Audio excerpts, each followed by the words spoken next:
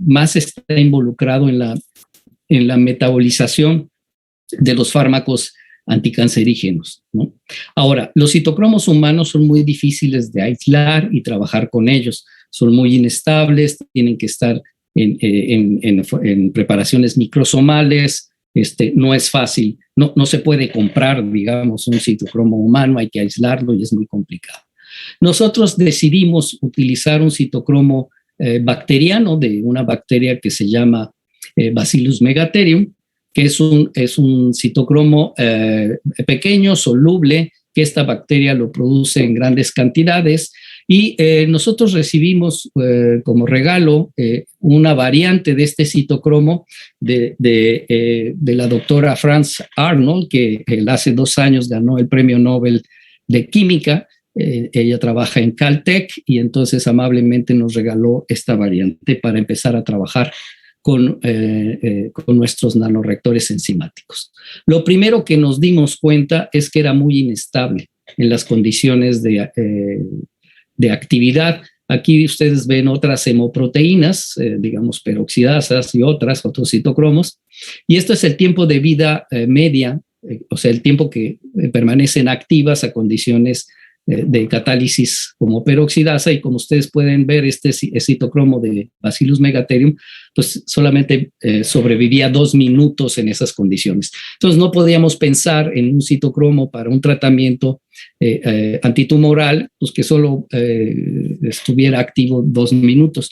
Y lo que hicimos, teníamos antecedentes de haber estudiado la inactivación por peróxido de hidrógeno de estas enzimas, y habíamos determinado pues, que había una destrucción del hemo, había una oxidación de algunos residuos, algunos aminoácidos alrededor del sitio activo, y que podía producir radicales hidroxilo, que son radicales muy oxidantes, con un poder oxidativo muy grande, y que pueden destruir la propia enzima. Y lo que hicimos, y esto es algo muy interesante para los jóvenes, aquellos que quieran, que les gusten las computadoras, ¿no? En realidad lo que hicimos aquí son experimentos que se llaman in silico. O sea, son experimentos que se hacen en la computadora y lo hacemos por medio de un sistema híbrido de mecánica cuántica y mecánica molecular, en donde hacemos simulaciones de qué es lo que puede estar pasando dentro de la molécula. Aquí tenemos la enzima. Ahora, para hacer mecánica cuántica o una simulación en mecánica cuántica de una proteína que es muy grande, o sea, que tiene, pues no sé, una cantidad enorme de átomos, pues no se puede porque la capacidad de computación que se requiere es muy, muy grande. Ni las supercomputadoras actuales lo pueden hacer. Entonces, lo que hicimos fue seleccionar la zona alrededor del sitio activo en donde se lleva la transformación como zona cuántica, y el resto de la proteína la modelamos en mecánica molecular. Y eso pues nos permitía hacer las simulaciones. Fuimos capaces de simular alrededor de 300 átomos en la zona cuántica y el resto de la proteína en la zona en mecánica molecular, ¿no? Usamos el QSIGHT como método y encontramos las vías de transferencia de los electrones.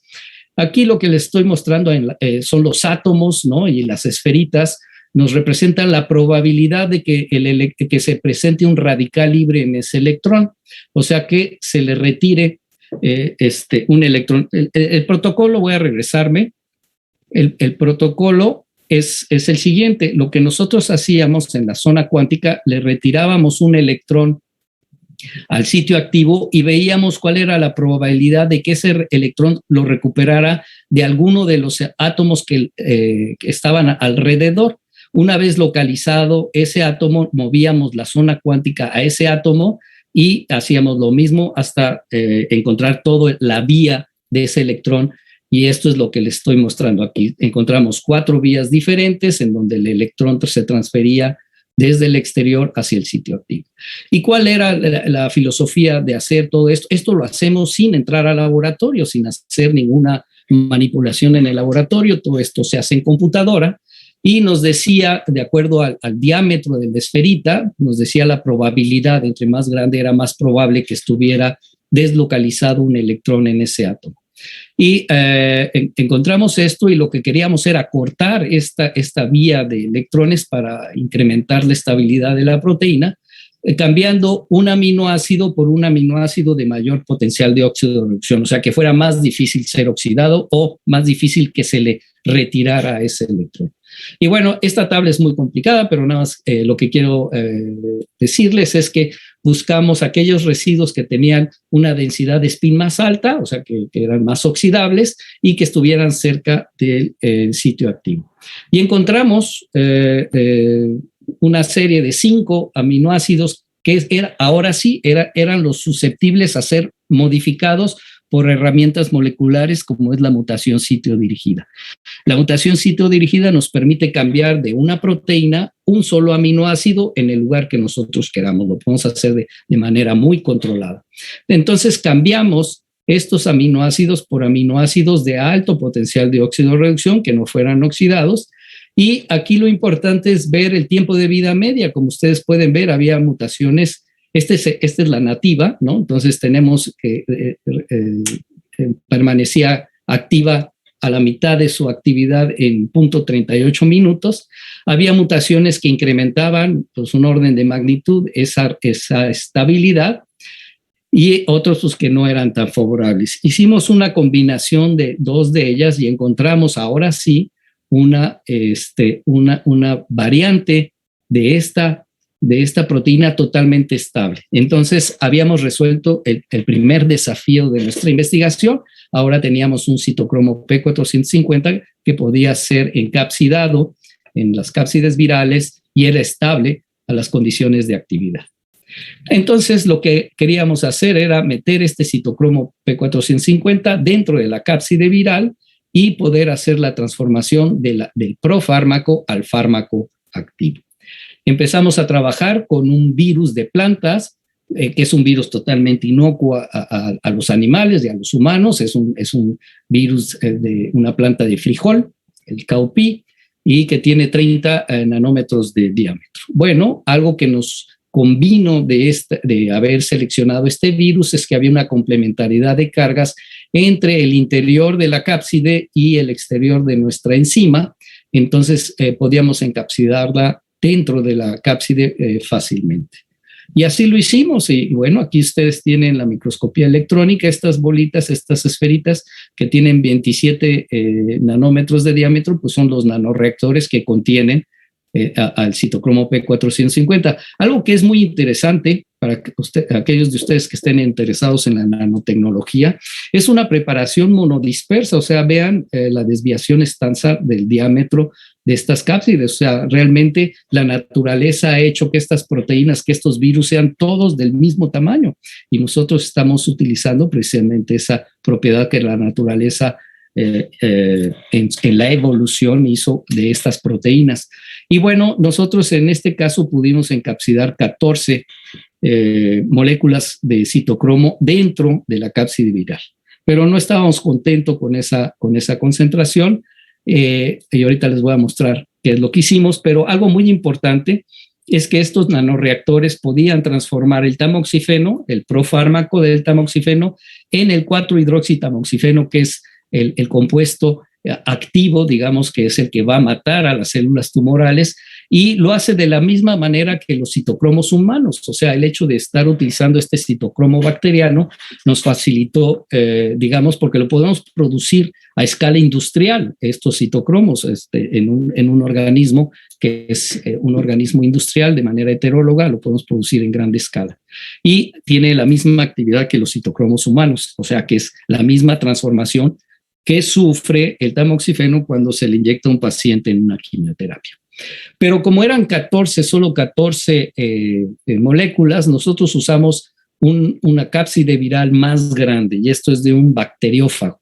Este es un virus que solo es patógeno a un tipo muy específico de bacteria, se llama Salmonella, y no es tóxico ni para otras bacterias, evidentemente, ni para plantas, humanos, ni animales. Es muy específico y les recuerdo, estos no son los virus, son las cápsides virales, es solamente la cobertura del virus lo que nosotros usamos. Tenía 2 características muy importantes, una que es más grande, entonces le pueden caber más moléculas de citocromo, y tiene poros también más grandes en donde puede haber una transferencia de los reactivos o del profármaco y del producto mejor.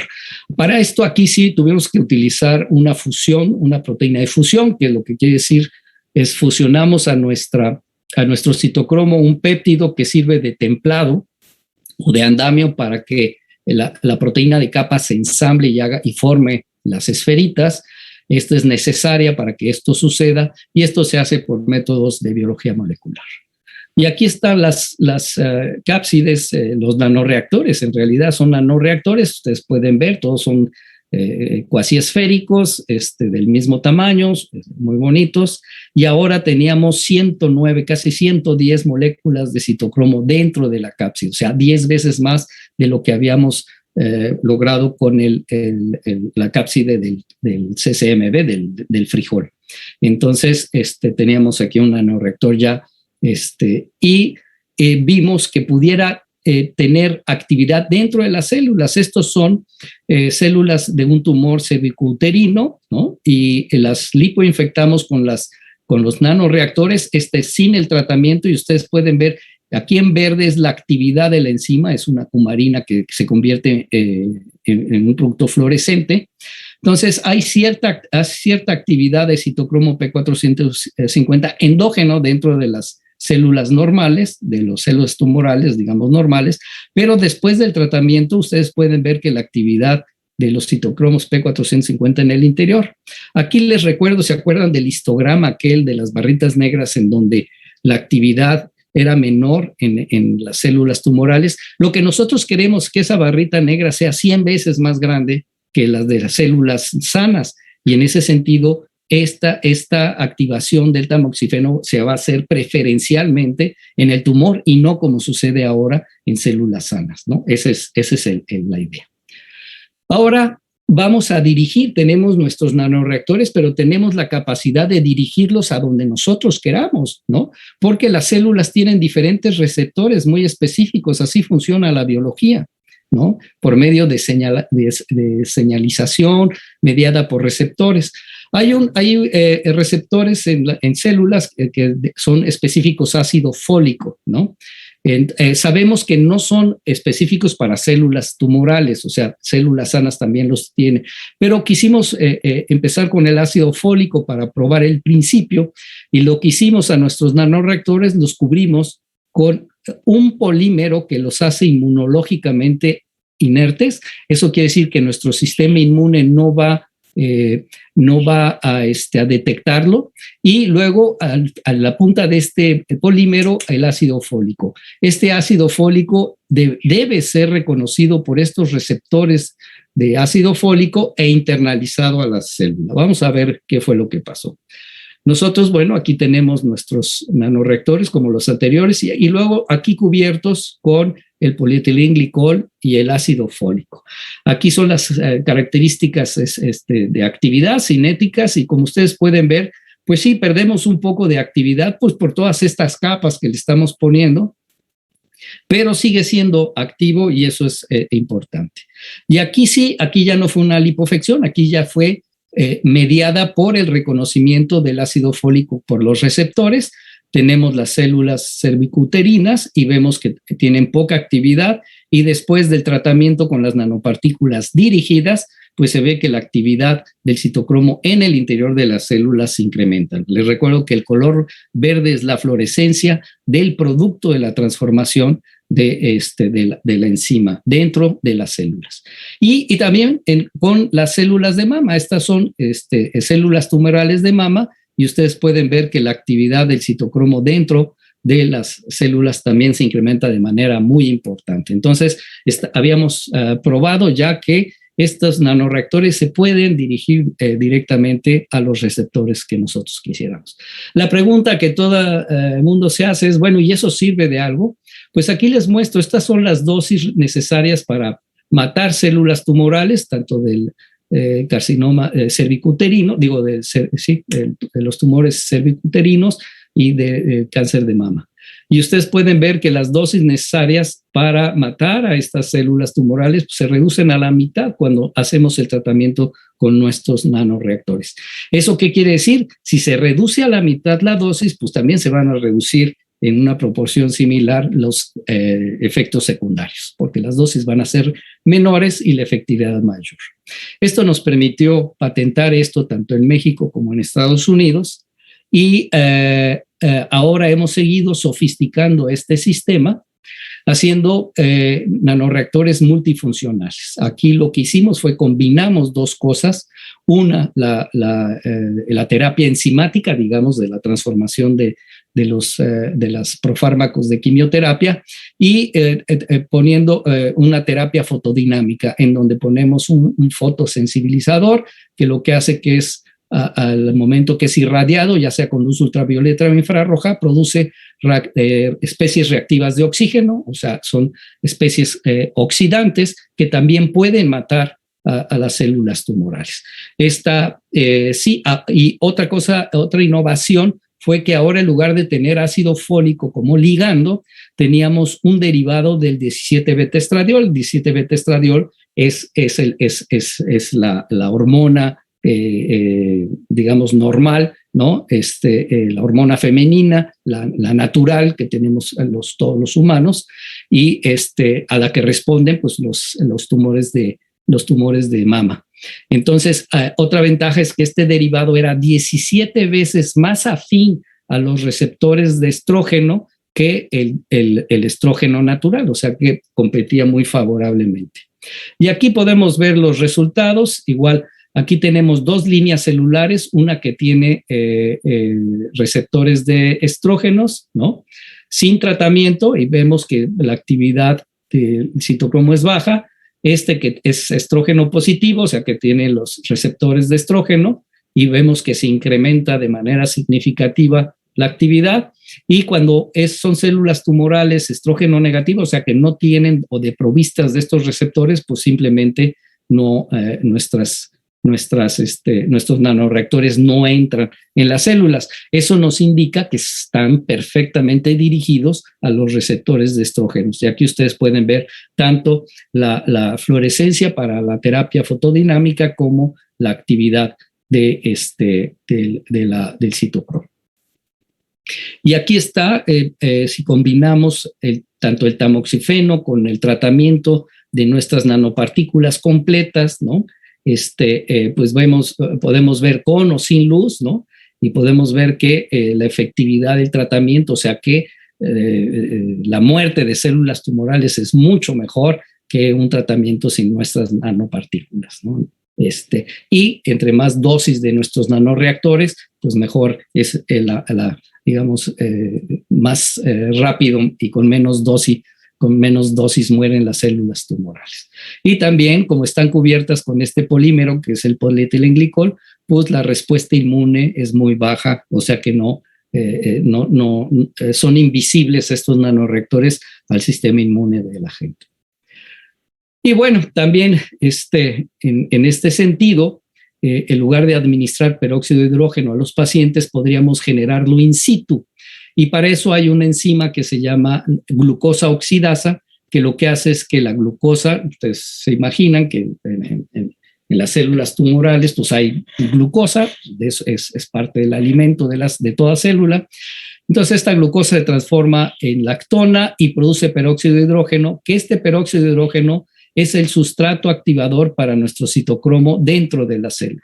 Y aquí ustedes pueden ver, esta es una fantástica fotografía electrónica en donde ven aquí nuestra cápside, en el interior hay moléculas de citocromo P450 y aquí está una molécula de glucosa oxidasa pegada en el exterior y aquí podemos ver cómo hay una transformación solamente en presencia de glucosa. Ya no necesitamos peróxido de hidrógeno. También otra alternativa que hemos ensayado es utilizar partículas no proteicas, ¿no? Sino inorgánicas que tienen luminiscencia y también podemos hacerlas invisibles por medio de albúmina humana, las cubrimos y también son capaces de tener actividad del citocromo P450 solamente en presencia de glucosa. Ahora, esto es con respecto al cáncer, pero hay otras enfermedades en donde se requiere suministrar enzimas, y una de ellas es la galactosemia clásica, ¿no? Es una enfermedad en donde hay una mutación en los pacientes en la enzima, en esta enzima que es la galactosa 1-fosfato-urintransferasa, que le llamamos GALT. Ahora, ¿qué tan frecuente es? Pues es 1 entre cada 62,000 nacimientos presenta galactosemia clásica. Si lo vemos así, pues parece ser poca o rara, pero si consideramos que somos 8,000 millones de humanos en el planeta, pues ya no es tan poquita gente la que puede sufrir esto. Y aquí lo que se hace, pues, es suministrar la galactosa. Y lo que nosotros hicimos, pues, fue precisamente meter la galactosa en estas cápsides virales para que hicieran la transformación que los pacientes no tienen, ¿no? Aquí están también las fotografías en microscopía electrónica de transmisión.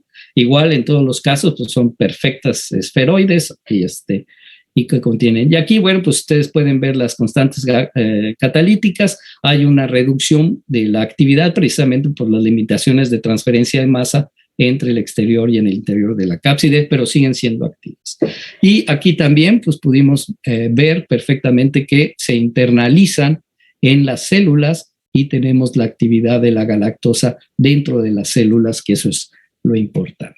Entonces, como ustedes pueden ver, llevar enzima no solamente sirve para activar fármacos, sino también sirve para otro tipo de enfermedades. Otra de ellas es esta, la leucemia linfoblástica aguda, que pues es el 25% de todos los cánceres y ese es el 80% de todas las leucemias. Y aquí estas células tumorales tienen un problema, que son dependientes de asparagina. Como ustedes saben, pues es un aminoácido, todo lo tenemos. Entonces, ellas no pueden sintetizar asparagina y la necesitan tomar del medio. Entonces, el tratamiento, y es el tratamiento más común de la leucemia, a los niños que tienen leucemia, les dan asparaginas para eliminar la asparagina del torrente sanguíneo y que éstas puedan morir. Nosotros hicimos igual en la P22, es el virus el bacteriófago P22, y se metió la asparagina, y bueno, pues también vemos que hay una eficiencia. Aquí se compara con asparaginasas comerciales, ¿no? Y bueno, nuestros reactores compiten bastante bien con estas asparaginasas, además de que son más estables dentro del torrente sanguíneo. Otra enfermedad es la enfermedad de Gaucher. Esta enfermedad, pues también es la deficiencia de esta enzima, la beta-glucocerebrosidasa. Y aquí el problema es muy rara, esta enfermedad es más rara, pero no mucho muy rara. Hay muchos pacientes que tienen esto. Tiene una serie de síntomas muy feos, ¿no? En el sentido de malformaciones y deficiencias neurológicas de los pacientes. Y aquí lo más importante es que, por ejemplo, para un individuo se le requieren administrar 60 unidades por kilogramo, pero para una inyección para un individuo, un paciente 70 kilogramos, cuesta $14,700 y necesita 2 inyecciones por mes. O sea que el tratamiento para estas personas es de $352,000 por año. Es altísimo, pues no cualquier paciente puede someterse a este tratamiento. ¿Y cuál es el problema? Pues que tienen que hacerle muchas inyecciones porque es muy inestable, se pierde la actividad. Aquí vemos la enzima libre, como a los 5 minutos pues ya perdió totalmente su actividad. Entonces nosotros cuando la encapsidamos en esta cápside viral y la funcionalizamos con manosa, este es un derivado, o sea, de manosa, y vemos que tiene una mucho mejor estabilidad y dura más tiempo en el organismo. Y esto hace pues, que se requieran menos dosis y menos inyecciones y que se reduzca este costo. Aquí están ciertas características de estabilidad y entonces nuestras cápsides tienen mejor. También hemos estudiado pues, las consideraciones cinéticas dentro de las cápsides. Toda la cinética enzimática ha estado hecha para enzimas en solución, pero pues hay varios factores que son diferentes cuando tenemos las enzimas altamente confinadas dentro de la cápside, pues que las concentraciones son muy altas. Y aquí la concentración de enzima es más alta que la del sustrato, cosa que no sucede en las mediciones normales, ¿no? Y entonces, bueno, pues pudimos hacer varias consideraciones al respecto, cinéticas. Y otra cosa, pues es que hay una difusión. El reactivo o el fármaco tiene que entrar a la cápside por poros y tiene que salir. Entonces también hay ciertas consideraciones que hay que hacer por esto. Yo estoy seguro que el sueño de muchos nanotecnólogos, ¿verdad?, es tener estos nanomotores moleculares, ¿no? Y se han hecho esfuerzos en hacer motores muy pequeños y el sueño es tener un motor molecular, ¿no? O sea, en donde el estator y el rotor sean moléculas. Bueno, pues para decepción quizá de los nanotecnólogos, les digo que la biología ha diseñado esto es una ATPasa, es un motor, es un motor molecular que funciona con el flujo, un flujo de protones, una diferencial de pH y produce ATP de ADP, ¿no? Este motor está en nuestras mitocondrias, cada célula nuestra pues tiene cientos de esto, entonces nuestro organismo, cada uno de ustedes tiene pues quizá millones de estos motores moleculares. Estos son también los motores que utilizan las bacterias para mover sus flagelos. Entonces realmente aquí la naturaleza nos enseña que ya ha estado involucrado en la nanotecnología desde hace pues quizá 4,000 millones de años. Bueno, ahora les voy a platicar de una colaboración que tuve con el doctor Joe Wang, ahí de la Universidad de California en San Diego. Él es experto, pues es el experto mundial en nanomotores, y les voy a enseñar este es un nanomotor magnético que se mueve y se dirige con campo magnético. Tiene el diámetro de este motorcito son 200 nanómetros. Y estas burbujitas que son la propulsión es peróxido de hidrógeno, ¿no? Mi trabajo en la colaboración era hacer inmovilizar catalasa en el interior del motor para que se produjera el movimiento, ¿no? Esto es oxígeno lo que sale y es de la transformación del peróxido de hidrógeno. Bueno, otra de las cosas que hizo el grupo del Dr. Wang fue ponerle una lectina en el exterior a estos motores que reconociera a bacterias y no reconociera a levaduras. Entonces puso un cultivo, aquí estas células grandes son levaduras, son la levadura de la cerveza, Saccharomyces cerevisiae, y las partículas pequeñas son bacterias, son de E. coli. Entonces les recuerdo que está modificada. Y entonces el motorcito, ahí va, en propulsión, se encuentra una levadura, no pasa nada, sigue moviéndose, ¿no? Y se vuelve a encontrar otra levadura y no pasa nada, ahí no le hace caso, pero cuando se encuentra con una bacteria y como está cubierta con estos ligandos específicos que son lectinas, se la lleva. Ustedes vieron, ahí va la bacteria siendo arrastrada por este nanomotor. Es una cosa fantástica. Estos nanomotores nos sirvieron para ensayar la destrucción de armas químicas, ¿no? Cuando hay contenedores con armas químicas son agentes muy tóxicos y entonces no podemos acercarnos, entonces podemos meter nuestros nanomotores y aquí ven ustedes, cuando se habla de millones de nanomotores pueden estar simplemente en 2 o 3 mililitros de líquido y ahí tenemos millones de estos nanomotores y como ustedes pueden ver la destrucción de estos agentes químicos es mucho más efectiva que con una agitación magnética convencional. Bueno, y esto ya es trabajo que hicimos en Ensenada y lo que hicimos fue hacer nanomotores, pero basados en virus, y lo que hicimos fue cubrirlos con platino, la mitad de ellos, para que pudieran hacer la catálisis del peróxido de hidrógeno y formar agua. Y estas partículas de Janus, o sea, con 2 caras, ¿verdad?, producen el movimiento. Aquí son microscopías de cómo vimos esta sombra, se ve que solamente la mitad del virus tiene platino, y aquí lo podemos ver, ¿no? En esta, solo la mitad de la partícula tiene y la otra no. Esto se hace pues haciendo haciendo la impregnación con átomos, con el sputtering se llama, inclinado, y podríamos tener estas partículas. Estas son cápsides virales que tienen la mitad cubierta con platino. Y bueno, les voy a presentar la peliculita. Si no hay peróxido de hidrógeno, pues el movimiento de esta partícula viral pues es el movimiento browniano, normal de cualquier fluido, cualquier líquido, ¿no? Y entonces no se mueve.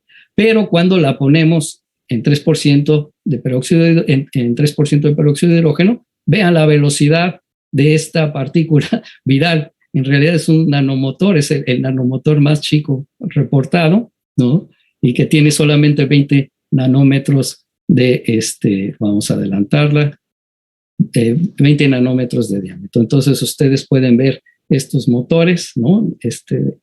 Partículas. Bueno, pues esta es la carátula de la revista, que en donde nuestro trabajo fue puesto. Ahora, vean, en el 1966, cuando era ciencia ficción, el poder reducir una nave con gente, claro, para ir a solventar un problema de salud dentro del organismo de este personaje, en aquel entonces pues nos parecía materialmente imposible, ¿no? Era algo pues que era realmente ficción.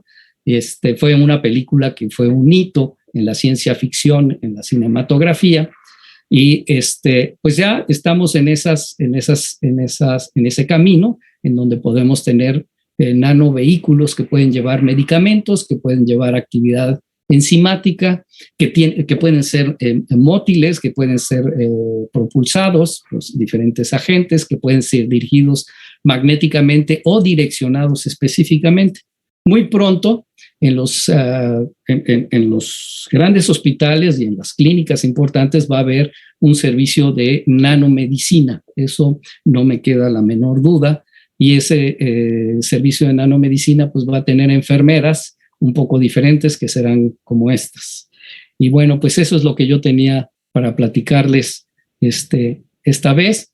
Y en realidad pues es estos aspectos de la nanomedicina y la nanotecnología como acarreadores o transportes para efectos, para aplicaciones biomédicas. Estoy abierto a las preguntas. No sé cómo vamos a proceder, si habrá que leer los chats o... yo te hago las preguntas aquí. Nos vamos una por una. Muchas gracias. Perfecto. Por tu presentación, muy interesante.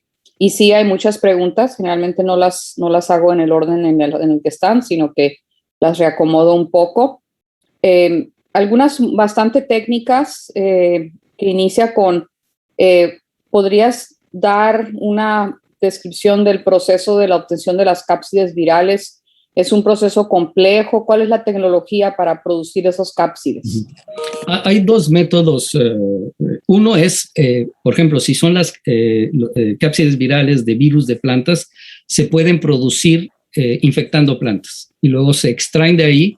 Una vez que tenemos los viriones, o sea, los virus completos, se meten en un medio en donde se desensamblan y se libera el material genético del interior y se separa.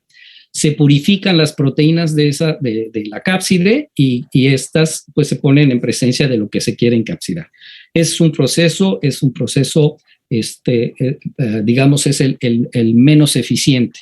El otro proceso es clonar el gen del virus, de la proteína de capa en una bacteria industrial que produzca industrialmente esa proteína. Entonces, esa proteína se produce en cantidades enormes por este cultivo bacteriano, se purifica y ahí sí, pues se produce sin el material genético, o sea, porque solamente la bacteria está produciendo la proteína de capa. Ese es el procedimiento que es el que se usa pues, para gran escala o que se usará para fabricar en gran escala. No son procesos complicados. En realidad, la purificación pues, es como cualquier purificación de cualquier proteína, ¿no? Y luego estas proteínas de capa las pones en un medio a un pH determinado y a una fuerza iónica determinada y se forman espontáneamente las cápsides virales. Una pregunta relacionada ahora ya con el uso de esto es, ¿las proteínas que se encuentran en la cápside son reconocidas por el sistema inmune?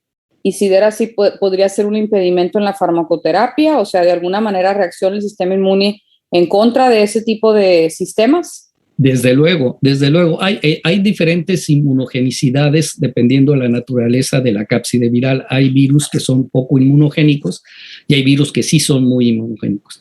Es por eso que nosotros cubrimos con polietilenglicol, si recuerdan, en las preparaciones que les mostré, las cápsides antes del ligando están cubiertas con polietilenglicol. Este es un polímero aprobado por la FDA y las otras instancias que regulan los medicamentos en Europa y en otros continentes. Es un polímero autorizado para uso médico que se utiliza ya para muchos medicamentos y nosotros lo que hacemos es cubrimos con polietilenglicol la cápside y eso la hace invisible al sistema inmune y ya no hay inmunogenicidad. Y entonces ya para el uso de esto de manera comercial, ¿qué tan lejos estamos de usar, por ejemplo, la citocroma P450 para tratamientos contra el cáncer? Todavía falta mucho tiempo. En realidad ahorita lo que tenemos pues es los estudios in vitro con células cultivadas. Estamos por iniciar los estudios en ratones de laboratorio y después hay un proceso muy largo. Esto es algo importante para todos, porque no todo el mundo sabe la dificultad que se tiene para poner un medicamento en el mercado. En condiciones normales, ahorita con el COVID tuvimos una condición especial, pero en condiciones normales, el tiempo que pasa desde el descubrimiento en el laboratorio hasta que sale el producto farmacéutico en el mercado son entre 10 y 15 años. Normalmente. ¿Por qué? Porque hay una serie de ensayos clínicos a 3 niveles o 4 niveles que tienen que hacerse. Son ensayos muy rigurosos y muy caros que una institución de educación como la UNAM pues difícilmente puede hacer. O sea, se tiene que asociar con una gran empresa farmacéutica para que ellos sean los que paguen esos ensayos clínicos. En el caso del COVID, como era un caso de emergencia, los medicamentos y las vacunas se autorizaron pues de manera rápida, precisamente por la cuestión de emergencia.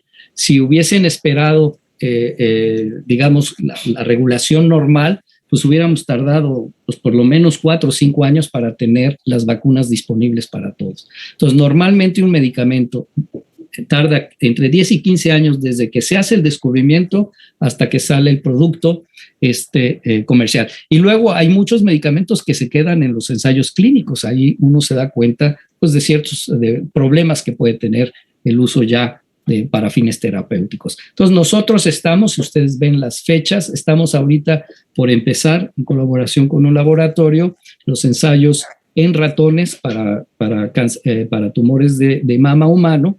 Y después de ahí, bueno, pues tendremos que buscar un socio industrial, ¿no? Una industria farmacéutica interesada en la tecnología para continuar con los ensayos clínicos. Hay más preguntas, pero no puedo, nomás tenemos 2 minutos. Nomás un par de más, yo creo. Voy a seleccionar aquí. ¿Cuál consideras que ha sido el estudio más complejo que has realizado? ¿Y cuál sería el siguiente paso? Esas son 2 preguntas en una, porque sois 2 diferentes personas. ¿Cuál es el siguiente paso en los estudios de tu laboratorio? Bueno, yo pienso que lo más complicado, y de hecho yo empecé a trabajar ya hace más de 30 años con peroxidasas y estudiando a las peroxidasas hicimos estos estudios in silico que les platicaba en la computadora para estabilizar. Yo pienso que la estabilización de las peroxidasas ha sido lo más desafiante, o sea, hacerlas resistentes a la oxidación. Eso nos ha de haber llevado pues, más o menos unos 6 o 7 años de trabajo.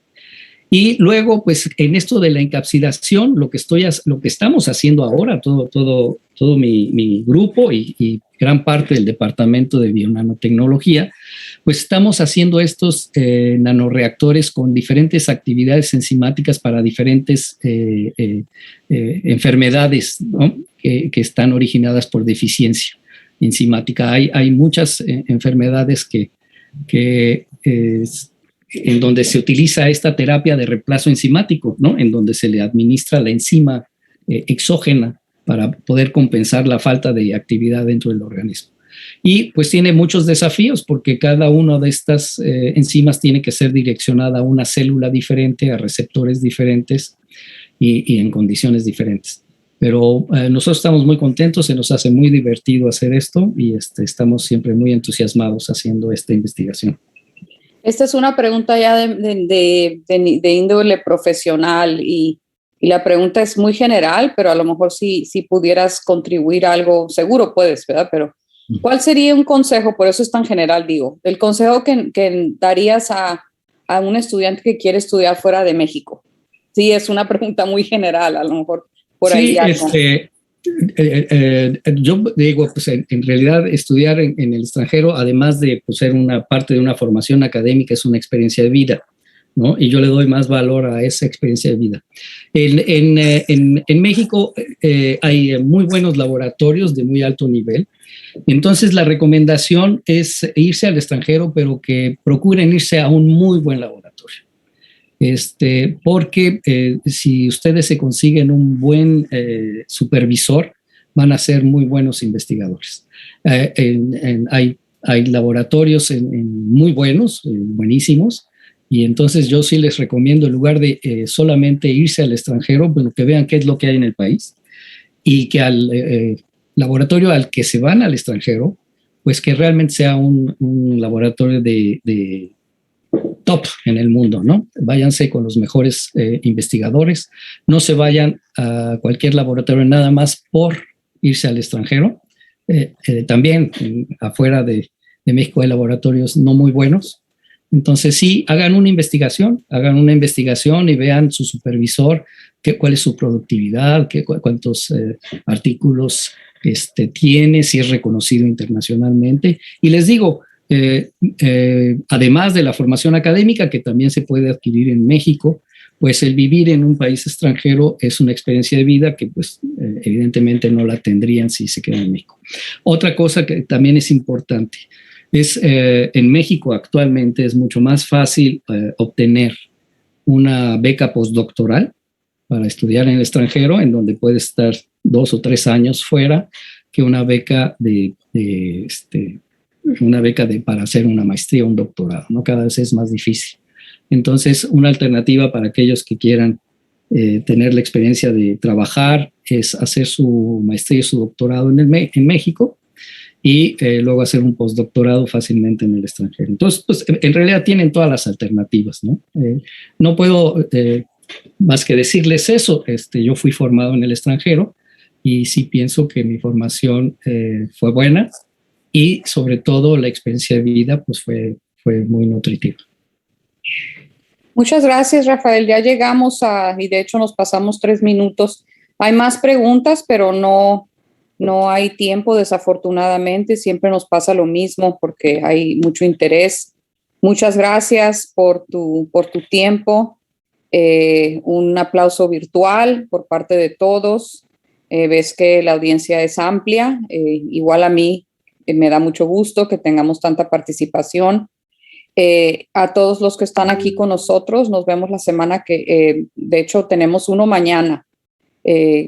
Hoy, esta noche, voy a enviar la información de la sesión de mañana a las 5 de la tarde, hora Tijuana.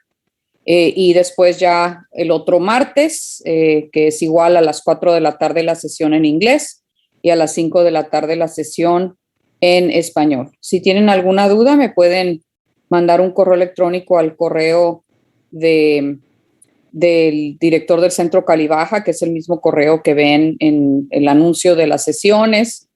Y pues con todo gusto que estuvieron aquí. Muchas gracias y muchas gracias, Rafael. Terminamos sesión. Gracias a todos.